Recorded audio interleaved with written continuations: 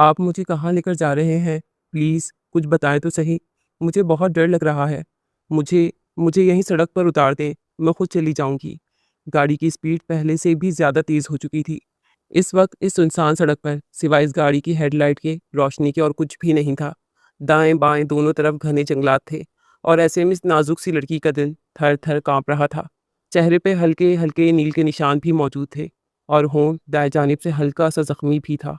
कुछ देर पहले जितने थप्पड़ इसने चंदा बाई से खाए थे, वो सारे इसके चेहरे पर अपने नकूश छोड़ चुके थे। लेकिन अब हामिद कुरैशी की मौजूदगी भी इसे घबराने पर मजबूर कर चुकी थी। पहले तो वो खिड़की से चिमट कर बैठी रही। जब हामिद कुरैशी ने इसकी बात का कोई जवाब न दिया, तो वो अपना हाथ आगे बढ़ाकर इसके कंधे पर रख चुकी थी। ज़ोर से झिंझोड़ कर कहने लगी कि कहाँ लेकर जा रहे हैं आप मुझे? प्लीज़ यहीं छोड़ दें मुझे डर लग रहा है। कहीं आप मेरे साथ कुछ गलत ना कर दें। वो डरी सहमी सी लड़की हड़बड़ाते हुए बोली। तो हामिद ने ज़ोर से गाड़ी को ब्रेक लगाई थी। गाड़ी के ब्रेक लगने की आवाज़ से दरख्तों पर बैठे परिंदे आधी रात को भी शोर मचाते हुए उड़े थे। घबराकर हूर इसका चेहरा देखने लगी। जब वो अपने दांत किचकिचाकर कहने लगा, उतरो मेरी गाड़ी से। तुम्हें क्या लगता है, एक बार अगर तुम कोठे पर पहुंच सकती हो तो दोबारा तुम्हें इन गलीज गलियों में नहीं ले जाया जाएगा। यहाँ पर कौन है तुम्हारा जो तुम्हें नजर आ रहा है? अगर मुझे तुम्हारे साथ कुछ करना होता तो मैं वहीं पर तुम्हारे साथ बहुत कुछ कर चुका होता। तुम्हें अपनी गाड़ी में बिठाकर अपने साथ ना लेकर जा रहा होता। हूर और सहम चुकी थी। हामिद कुरैशी के गंभीर लहजे को सुनकर वो ठहर कर मजीद रोने लगी। इसकी रोती आवाज़ सुनकर वो कहने लगा कि प्लीज़ रोना बंद करो। मुझे रोती हुई लड़कियां बिल्कुल भी नहीं पसंद। मैं पहले ही बहुत ज़्यादा परेशान हूँ, लेकिन तुम बिलावजह ही मेरे गले में मुसीबत की तरह पड़ चुकी हो। हामिद कुरैशी अब पछता रहा था, लेकिन शायद इसके नसीब में इस लड़की का मिलना लिखा था। तभी वो अपने दोस्तों के इसरार करने पर कोठे पर पहुंचा था। ये तो हूर भी जानती थी कि इस वक्त इस दुनिया में सिवाय हामिद के कोई भी इसका सहारा नहीं है। अगले ही लम्हे हाथ जोड़कर कहने लगी, प्लीज़ मैं आपकी हर बात मानूंगी, हर काम करूंगी, लेकिन आप मुझे यूं तन्हा सड़क पर मत छोड़ना, वरना वो गंदे लोग मुझे फिर से पकड़ कर ले जाएंगे। आप जो कहेंगे मैं करूंगी। आपके घर की सारी साफ सफाई कर दूंगी, लेकिन प्लीज़ मेरे साथ कुछ गलत मत करना। हामिद ने दोबारा से गाड़ी चला दी। बार बार इसके जहन में जन्नत के अल्फाज गूंज रहे थे, जो दिन में 10 बार इसे यही कहती रहती थी कि तुम्हें मैं औलाद नहीं दे सकती। तुम ऐसा करो, दूसरी शादी कर लो, किसी और औरत से अपना बच्चा पैदा करवा लो। लेकिन वो इस हक में नहीं था। लेकिन अब इस बेबस हूर को देखकर इसके दिमाग में कुछ आया था। अगले लम्हे कहने लगा, मेरा बच्चा पैदा करोगी? ये अल्फाज थे या पिघला हुआ शीशा? हूर के तो कानों की लौ तक सुर्ख हो चुकी थी। कहने लगी कि ये क्या कह रहे हैं आप? वो फौरन से गाड़ी की स्पीड बढ़ाता कहने लगा, बहरी हो गई हो? मैंने कहा है, क्या मेरा बच्चा पैदा करोगी? बदले में जितने पैसे कहोगी दूंगा, लेकिन मुझे तुम्हारी कोख से अपना बच्चा चाहिए। हूर का ऊपर का सांस ऊपर और नीचे का नीचे रह गया था। वो इस शख्स से उम्र में बेहद छोटी थी। ये एक बहुत खूबसूरत कुशादा फर्नीचर से भरा हुआ कमरा था। हूर सोफे पर बैठी थी। हामिद कुरैशी बेड पर बैठा गहरी सोच में था। मैं अपनी बीवी से बहुत मोहब्बत करता हूँ। मेरी ज़िंदगी है वो। मैं इसे छोड़ना नहीं चाहता, ना ही मैं किसी दूसरी औरत के चक्कर में पड़ना चाहता हूँ। लेकिन मेरी ये ख्वाहिश है कि मेरा बच्चा जायज़ हो। मैं हराम ताल्लुक़ कायम नहीं करना चाहता। तुम्हें पैसों की ज़रूरत है, मैं तुम्हें मुँह बोली कीमत दूंगा, लेकिन इसके लिए तुम्हें मुझसे निकाह करना होगा। हामिद कुरैशी संजीदगी से बोला था। हूर ने पलकें उठाकर इसकी तरफ देखा। सामने बैठा शख्स काबू का शहजादा था। ठीक है, मैं आपसे निकाह करने के लिए तैयार हूँ, और इसके लिए मुझे 1 करोड़ चाहिए, ताकि मैं अपनी ज़िंदगी सुकून से गुजार सकूँ। वो धीरे से बोली थी। मुझे मंजूर है। वो फौरन मान गया था। शाम को चंद गवाहान के दरमियान दोनों का निकाह हो गया था। हामिद जैसे ही कमरे में आया, आंखों के सामने इसकी बीवी जन्नत का चेहरा आने लगा। जो कुछ भी हुआ था जन्नत की रजामंदी से हुआ था, लेकिन फिर भी हामिद का दिल डोल रहा था। हूर सर झुकाए बेड पर एक तरफ बैठी थी। हामिद गहरा सांस लेकर उठा और बेड पर इसके करीब आकर बैठा था। हूर के हाथ कँपकपा रहे थे। हामिद थोड़ा सा इसके करीब हुआ। दिल खाली हो रहा था। इसने हूर की तरफ देखा। वो बिलाशुबा बहुत खूबसूरत थी, मगर हामिद कुरैशी के दिल में नहीं उतर रही थी। हामिद ने इसके दाएं रुखसार पर हाथ रखकर इसका चेहरा अपनी तरफ किया। हूर का तनफ़्फ़ुस बिगड़ रहा था। वो इसके लबों पर झुकने ही लगा, मगर जन्नत कमाल हामिद कुरैशी की महबूब बीवी थी। शादी को 9 साल हो गए थे, मगर औलाद जैसी नेमत इनके नसीब में नहीं थी। जन्नत बाँझ थी और हामिद दूसरी शादी पर कभी राज़ी नहीं हुआ था।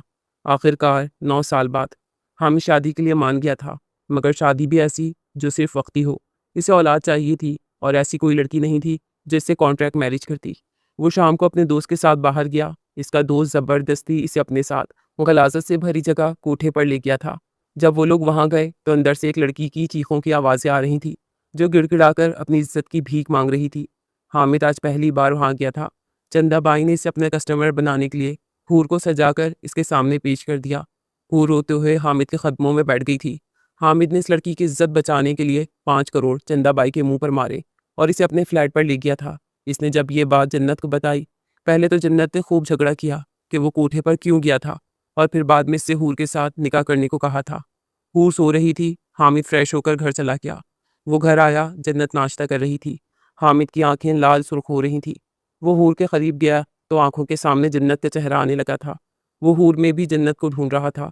वो हूर के करीब तो गया था, मगर इसे छू नहीं पाया था। बिल्कुल किसी सूखे पत्ते की मानिंद नरसती हुई हूर आंखें नीचे किए खुद को तसल्ली दे रही थी कि बस कुछ देर, कुछ पल तुम्हें इस मर्द को झेलना पड़ेगा और फिर ये अपना मकसद पूरा करने के बाद चला जाएगा। वो डर भी रही थी कि न जाने ये शख्स इस पर किस किस्म की, किस अंदाज में शिद्दत लुटाएगा। इसे खौफ महसूस हो रहा था जब हामिद इसे बाहों में भरकर अपने करीब कर गया। हामिद को देखकर जन्नत मुस्कुराती हुई उठ खड़ी हुई थी। जन्नत की आंखें नम होने लगी थी। हामिद ने तेजी से इसे खुद में भींच लिया था। हामिद की आंख से एक मोती निकलकर जन्नत के बालों में जब्स हो गया था। इसे साथ लगाते ही हामिद के वजूद में सुकून की लहर दौड़ी थी। क्या हुआ, सब ठीक है ना? जन्नत ने इसके बालों में हाथ फेरते हुए मोहब्बत से पूछा था। तुम ठीक हो? इसने जन्नत को खुद से अलग करते इसका चेहरा हाथों के प्याले में भरकर पूछा था। जन्नत की आंखों में आंसू देखकर वो बेचैन हुआ था। मैं ठीक हूँ और खुश भी हूँ।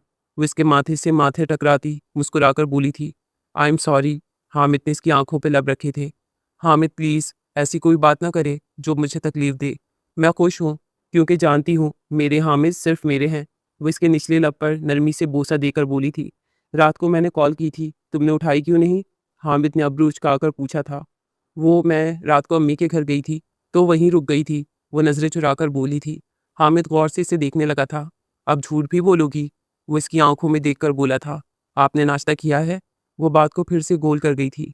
हामिद ने गहरा सांस लेकर इसे बाहों में उठाया।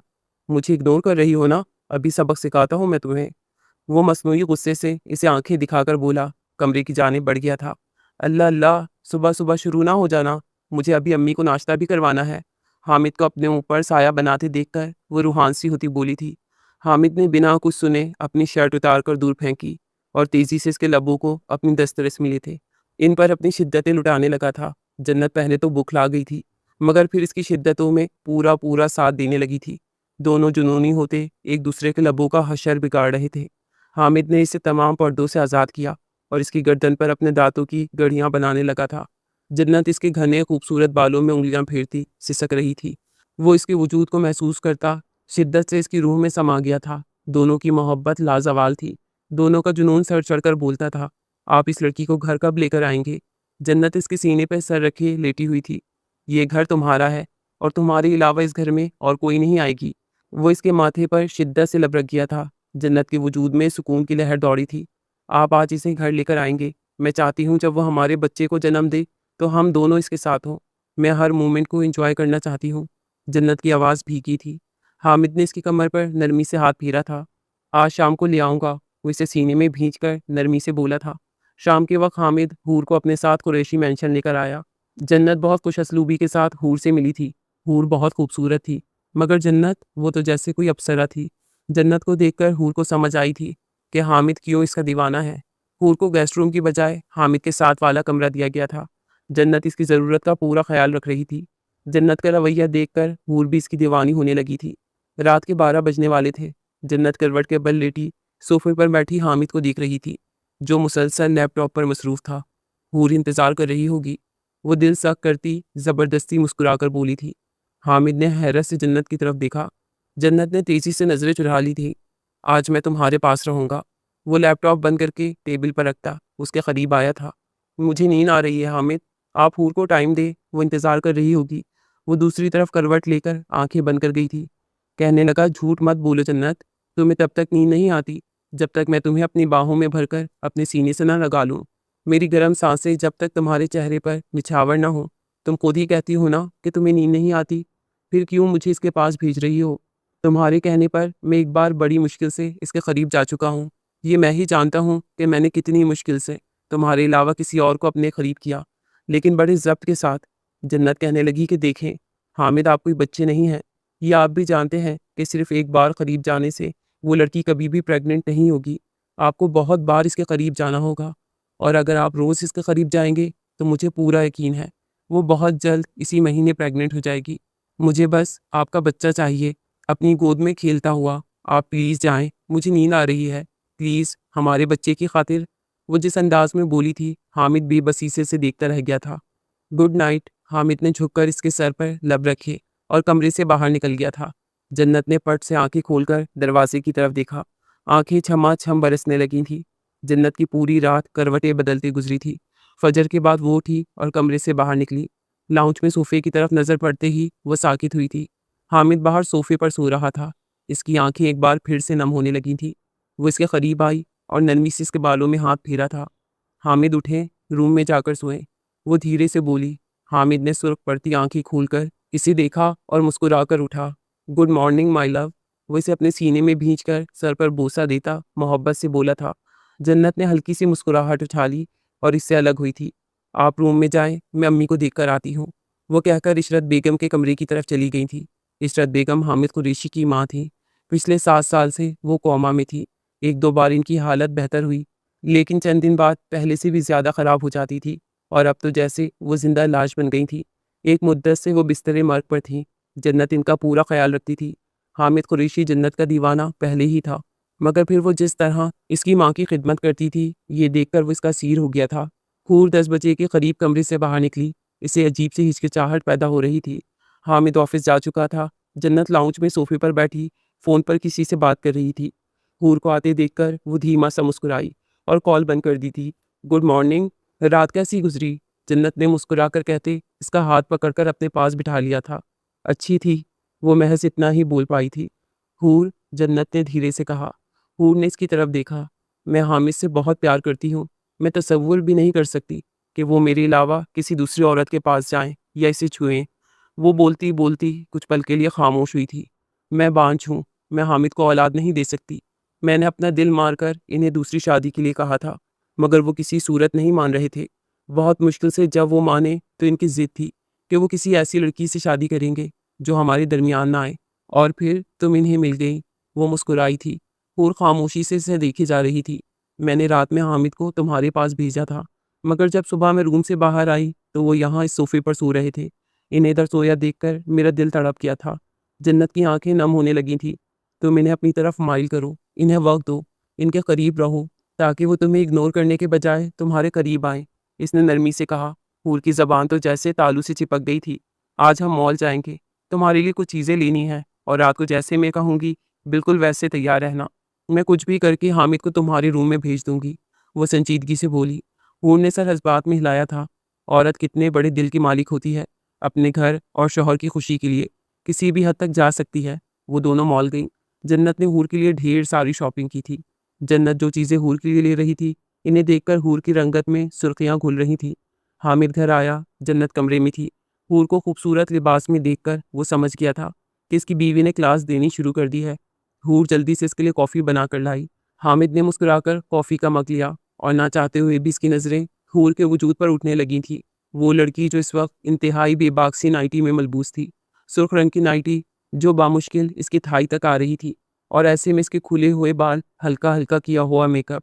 नीचे इसने इंतहाई चुस्त जीन्स पहन रखी थी, जिससे इसकी सफ़ेद दूधिया रंगत वाज़े तौर पर नुमायां हो रही थी। ये मंजर देखकर हामिद के दिल को कुछ हुआ था। एक गहरी सांस खारिज करने के बाद कहने लगा कि ये किस हुलिये में तुम मेरे सामने आई हो? क्या कोई शर्म हया नहीं है? अगर तुम्हें जन्नत इस हुलिये में देखेगी तो क्या समझेगी? ये शरीफों का घर है।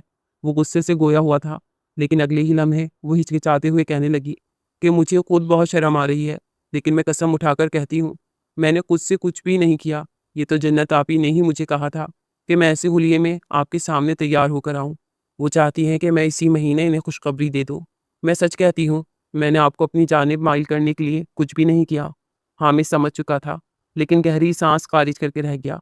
कुछ देर बाद वो रूम में चला गया। हूर बेयकीनी से खड़ी इस हामिद कुरैशी में खोसी गई थी। क्या मर्द इतने पाक भी होते हैं? वो मिसमराइज हो गई थी। मर्द को तो जैसे तैसे दूसरी औरत चाहिए होती है, मगर हामिद जैसे मर्द जब एक औरत को अपनी ज़िंदगी मानते हैं तो इसी पर अपनी ज़िंदगी लुटा देते हैं। रात गहरी हो रही थी। हामिद जानबूझकर लैपटॉप खोले मसरूफ़ रहने की कोशिश कर रहा था, ताकि जन्नत इसे हूर के पास जाने के लिए ना कहे। हामिद, आप उठ रहे हैं या मैं आपको धक्के देकर रूम से बाहर निकालूँ? जन्नत इसके सर पर आकर खड़ी हो गई थी। हामिद ने बेबसी से इसकी तरफ देखा था। मैं पूरा दिन इसलिए खज्जल ख्वार नहीं हुई कि आप हमें इग्नोर करके लैपटॉप में घुसे रहें। उठें आप। वो इसका बाजू पकड़कर इसे खड़ा करती मुंह फुला गई थी। हामिद जानता था वो ये ड्रामे सिर्फ इसे यहाँ से भेजने के लिए कर रही है। बाकी जैसे ही वो कमरे से बाहर कदम रखेगा, वो कंबल में मुंह छुपाकर बिलखना शुरू कर देगी। ओह मेरी जानम, तुम्हें खज्जल ख्वार होने की क्या ज़रूरत थी? तुम मुझे हर हाल में बहुत खूबसूरत लगती हो। वो इसके गिर्द बाहों का हल्का कायम करता गंभीरता से बोला था। हामिद, जन्नत ने दांत पीसे थे। वो बात को घुमा रहा था। हामिद ने गहरा सांस लिया और इसका सर अपने सीने से लगाया था। सुनो मेरी धड़कन क्या कह रही है। इसे तुम्हारे अलावा कोई नहीं चाहिए, कोई भी नहीं। वो इसकी गर्दन से बाल हटाकर वहां अपने लब रखने लगा था। आपने मुझसे वादा किया था, अब मुकरे मत। वो बेबसी की इंतहा पर थी। हामिद खामोश हो गया था। अच्छा जाता हूँ, पहले तुम्हें सुला लूँ फिर चला जाऊँगा। वो इसके लबों पर अपने लब रखता बोला था। मैं कोई नन्ही बच्ची नहीं हूँ, मैं खुद सो जाऊँगी, आप जाएं। वो इससे दूर होती इसे दरवाजे की तरफ धकेल कर बोली थी। अच्छा बाबा जा रहा हूँ, अब धक्के तो ना दो। वो नाराज़गी से बोला था। जन्नत रुक गई थी। दोनों का दिल पसलियाँ तोड़कर बाहर आने को बेताब था। हामिद पलटा और पूरी शिद्दत से जन्नत के लबों पर बोसा दिया था। जन्नत फीका सा मुस्कुराई और इसे बाहर निकालकर रूम लॉक कर लिया था। हामिद कितनी देर तक खड़ा दरवाजे को देखते रहा। इसकी हिम्मत नहीं हो रही थी कि वो हूर के कमरे में जाए। वो पूरी रात लॉन में सिगरेट फूकता रहा। सुबह के 3 बजे वो दबे पांव हूर के कमरे में आया, ताकि जन्नत इसे आज फिर बाहर ना देख ले। हूर को देखकर वो एक पल के लिए ठिठक गया था। हूर ने रेड कलर की शॉर्ट नाइटी अभी भी पहन रखी थी। ऊपर वाला गाउन बेड के किनारे पड़ा हुआ था। इसका सफ़ेद मुलायम दूधिया वजूद देखकर हामिद सांस नहीं ले सका था। हूर बिना कंबल के गहरी नींद में सो रही थी। सर्दी अभी बाकी थी। हामिद ने धड़कते दिल पर काबू पाया और आगे बढ़कर हूर के वजूद पर कंबल उड़ाया। हूर ने करवट लेते इसका हाथ पकड़कर अपने सीने में भींच लिया था। हामिद को एकदम से झटका लगा था। वो डिसबैलेंस हुआ और सीधा इसके ऊपर आकर गिरा था।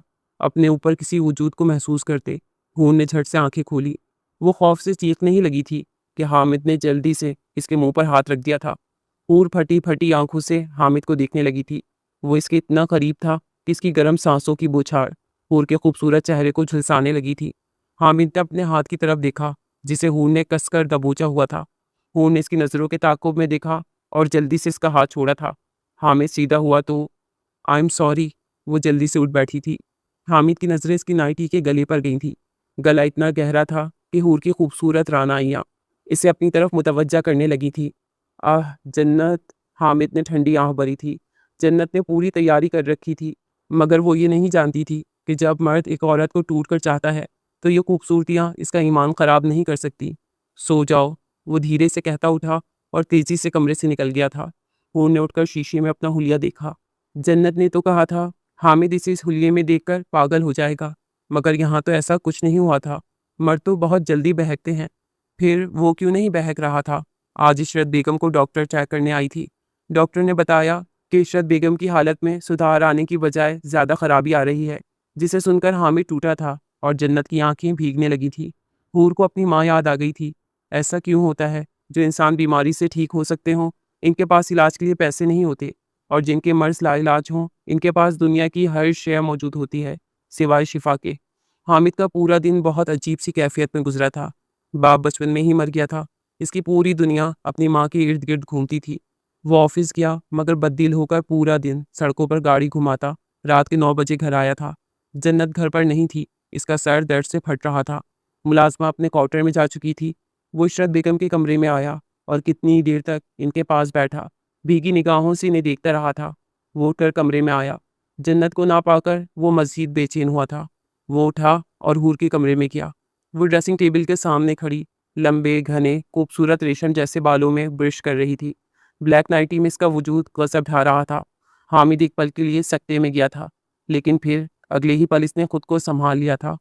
हामिद, मुझे कहते हैं तुम बहुत खूबसूरत हो और तुम्हारे अलावा मुझे किसी दूसरी औरत की चाह नहीं है। तुम्हारे करीब आना मेरी रूह को सुकून बख्शता है। मैं चाहता हूँ कि तुम खुद को ऐसे रंग में ढालो कि तुम्हें देखते ही मेरे अंदर आग लग जाए। मेरा दिल मचले तुम्हारे करीब आने को, तुम्हें छूने को। ताकि कम से कम वक्त में तुम मेरी दीवानी हो जाओ। और ऐसा ही हुआ। इन गुर्बत के लम्हात ने मुझे हामिद का दीवाना बना दिया है। इनके बगैर मेरा सांस लेना भी दुश्वार है। मैं इनके इश्क में पागल हूँ और वो मेरे इश्क में पागल है। मैं माँ नहीं बन सकती और मैं चाहती हूँ कि वो मेरी वजह से बेऔलाद ना रहें। इसलिए तुम खुद को बिल्कुल वैसे ही बनाओ जैसे वो मुझे देखना चाहते हैं। जन्नत के कहे के मुताबिक वो बिल्कुल इसी लिबास में थी, जिस लिबास में हामिद जन्नत को देखना चाहता था। प्लीज़ एक कप कॉफ़ी बना दो, मेरा सर दर्द से फट रहा है।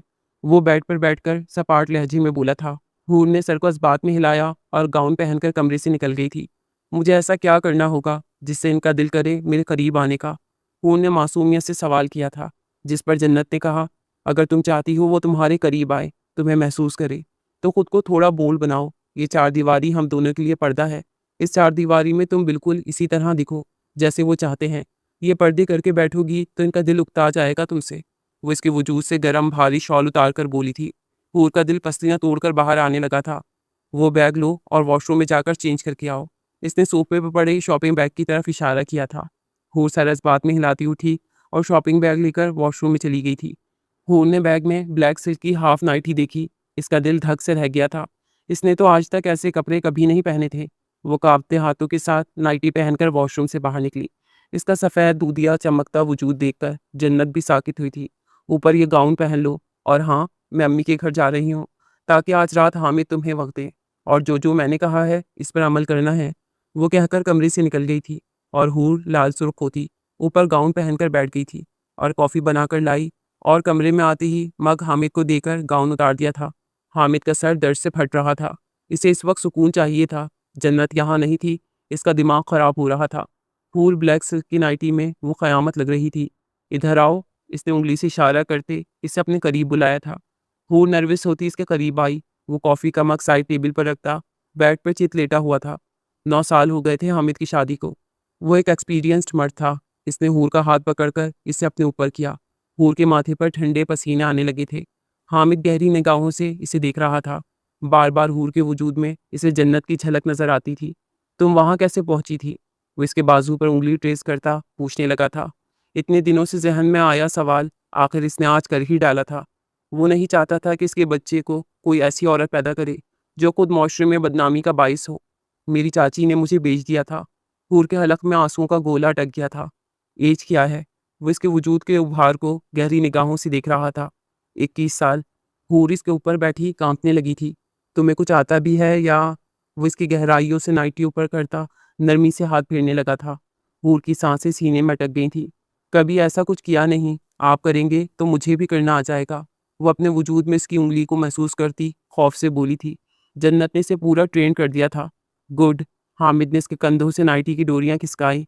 नाइटी ठलक कर इसे बेपर्दा कर गई थी। हूर ने तड़प कर अपनी धड़कनों पर दोनों हाथ रखे थे। हाथ नीचे करो।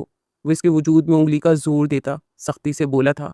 नहीं, वो लड़खड़ाकर बोली थी। हाथ पीछे करो वरना मैं दूसरी उंगली भी अंदर कर दूंगा। वो दूसरे हाथ में इसका हाथ जकड़कर बोला था। हूर ने झट से दोनों हाथ पीछे किए थे। मेरे ऊपर झुको, मुझे इनको टेस्ट करना है। वो इसकी धड़कनों को हाथ में लेता बहकी आवाज में बोला था। हूर गहरी सांस लेती इसके चेहरे पर आगे की तरफ झुकी थी। हामिद ने इसकी धड़कनों को शिद्दत से महसूस करना शुरू कर दिया था। हूर की जान लबों पर आई थी। वो इसकी गहराई में अपनी उंगलियों से खट्टी मीठी शरारत कर रहा था और हूर का सारा डर धीरे धीरे खत्म होता चला जा रहा था। हूर ने इसे कंधों से पकड़कर जोर से आंखें मीच ली थी। हामिद इसके नशीबो फराज को लबों से तस्कीन बख्शता इसे हर पर्दे से आज़ाद कर गया। खुद को भी बेपर्दा कर गया था। इसने रिमोट उठाकर कमरे में मुकम्मल अंधेरा कर दिया था। इसने हूर को ऊपर करते अपने वजूद की सख्त